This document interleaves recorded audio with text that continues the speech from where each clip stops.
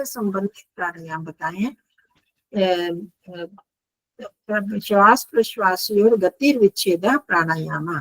श्वास और प्रश्वास में, श्वास मतलब जो हम सांस ले रहे हैं, प्रश्वास जो छोड़ रहे हैं, इनके बीच में जो गति को हम बंद कर देते हैं। जब हम सांस आ रहा है, हम ले रहे हैं, छोड़ रहे हैं, ले रहे हैं, छोड़ रहे हैं, इनकी गति को जब बीच में छोड़ देते हैं उसको प्राणायाम कहते हैं।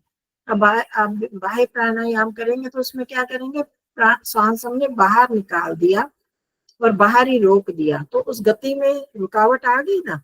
अब जो लेना था लिया नहीं ना, भरा नहीं, और फिर हम छोड़े में ही उसको रोक के रखा, तो ये गति का विच्छेद हुआ। इसी तरह जब अंदर भरते हैं तो भरा ही रहता है, उसमें हम फिर छोड़ नहीं रहे, तो उसमें भी गति जो है उसकी जो वो मूवमेंट जो लेना था छोड़ना था वो जो है वो उसको बंद कर देते हैं, तो इसको प्राणायाम कहा है। वहां पर कपाल भाती, भस्त्रिका इत्यादि को प्राणायाम नहीं कहा, ये प्राण की क्रियाएं हैं। तो ये बाह्य अभ्यंतर स्तंभ वृत्ति में क्या होता है वो हम जब करेंगे तब बताऊंगी, टाइम फिर ऐसे चला जा रहा है।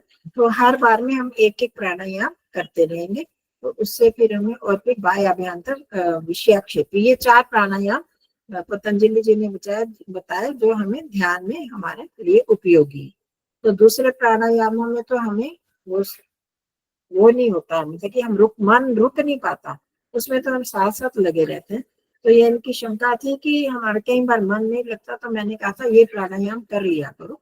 उनको नहीं आते थे भाई, पूरा चारों तो नहीं पता, तो इसलिए हमने कहा कि हम ये भी कर लेंगे। तो श्वासों को और मन को रोकने के बदले हम ये प्राणायाम करेंगे, ठीक है। तो अब आरंभ करते हैं ध्यान की क्रिया, और उसमें जो काम आएगा तो फिर हम ये प्राणायाम